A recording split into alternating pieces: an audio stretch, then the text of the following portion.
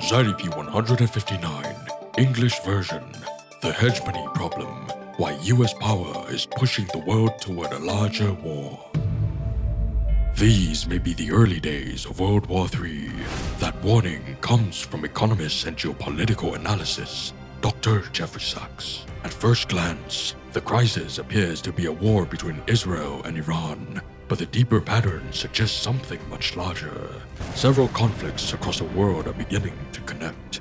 Ukraine remains a battlefield between major powers. The Middle East is entering a new phase of confrontation, and energy routes that power the global economy are becoming targets of war. When wars begin to connect through alliances, intelligence networks, and energy systems, they stop behaving like local conflicts. According to Dr. Jeffrey Sachs, the most dangerous factor behind this crisis is not only military escalation, it's a belief about power, the belief that one nation can reshape the international system whenever it chooses. History shows that such beliefs rarely end peacefully, because when other powers resist that dominance, local wars can merge into global ones, and that is the danger now emerging across several regions at the same time.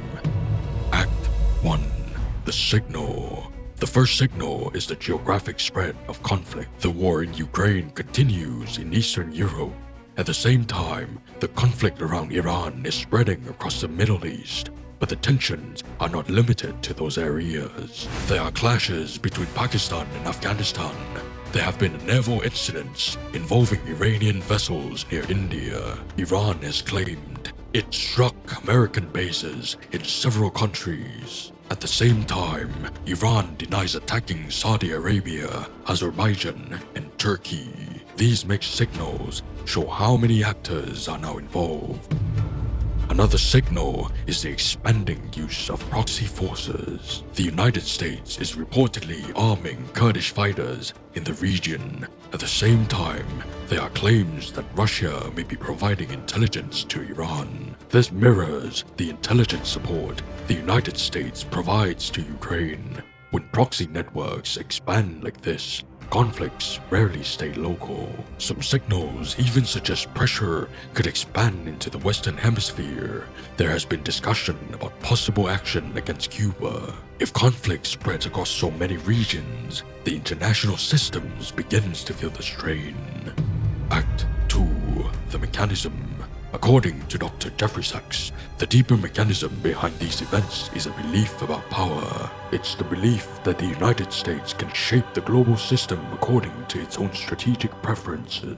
This belief influences both military and economic decisions. Energy is a central part of this strategy. Oil flows determine industrial stability. Industrial stability determines economic power. For that reason, energy routes become strategic targets. Several recent policies illustrate this logic.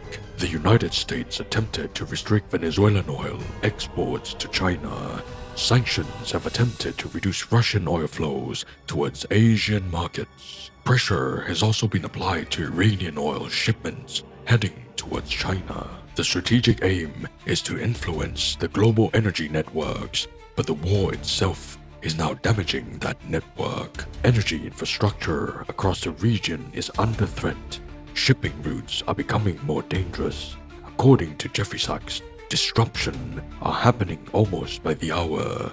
Yet global financial markets have not fully reacted. The scale of the crisis is still not priced into the markets. If these disruptions continue, the consequences could be global.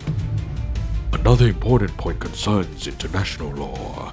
The United Nations Charter contains a clear rule. Article 2, Paragraph 4 states that countries must not threaten or use force against other states. This rule was created after the destruction of World War II. Its goal was to prevent powerful nations from attacking weaker ones. But the attack on Iran challenges that principle.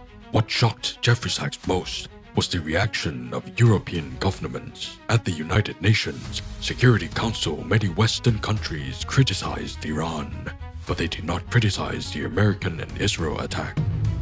In his view, that silence revealed something deeper.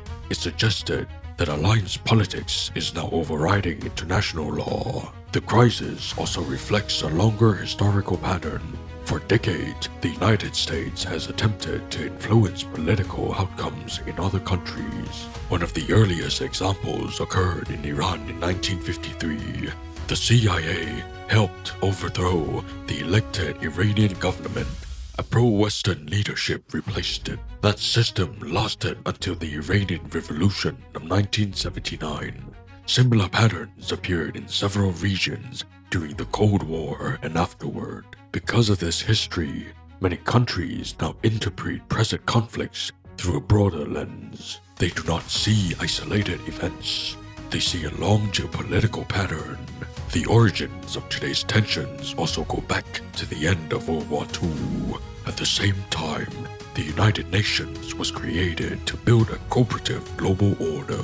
Major powers were expected to share responsibility for global stability, but the Cold War quickly replaced cooperation with rivalry. After the Soviet Union collapsed in 1991, many policymakers believe the United States has entered a unipolar moment. In that vision, American power would dominate the global system. But the world has gradually become multipolar again. China's economy expanded dramatically. Russia regained influence in security matters. India and other emerging powers gained importance. The international system is therefore no longer dominated by one center of power. Another dimension of the crisis involves the alliance between the United States and Israel. Israel plays a center role in the conflict with Iran. Military operations by Israel have intensified regional tensions because of the close alliance between Washington and Tel Aviv. These actions also involve the United States indirectly. Some political voices in Israel promote a vision of regional dominance. Such rhetoric increases fear among neighboring countries, and it raises the risk of wider regional conflict. Act 3. Consequence. The immediate consequence could be economic disruption. Energy prices could rise sharply. Industrial production could slow across several regions. Inflation could rise globally. But the deeper consequence is geopolitical instability. If international law loses authority, power politics will dominate again. Countries will rely more on military alliances. Security will depend increasingly on deterrence, and deterrence will always carry the risk of escalation. This is why Dr. Jeffrey Sachs warns that the world may already be entering the early stage of a wider global conflict. The central issue raised in this discussion is not simply war in Iran. It's the belief that one power can dominate the international system indefinitely.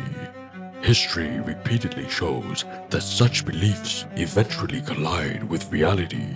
When that collision happens, the consequences spread far beyond the original battlefield. They spread across economies, alliances, and societies. The warning from Dr. Jeffrey Sachs is therefore not about a single battle.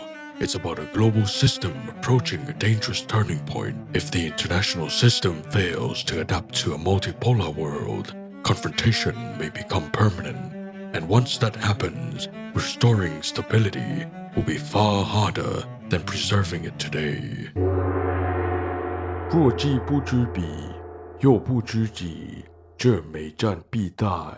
If ignorant both of your enemy and yourself, you are certain to be in peril in every battle. By Sun Tzu, The Art of War. And this is the ZirconShow. In case we don't see you, good morning, good afternoon, and good night.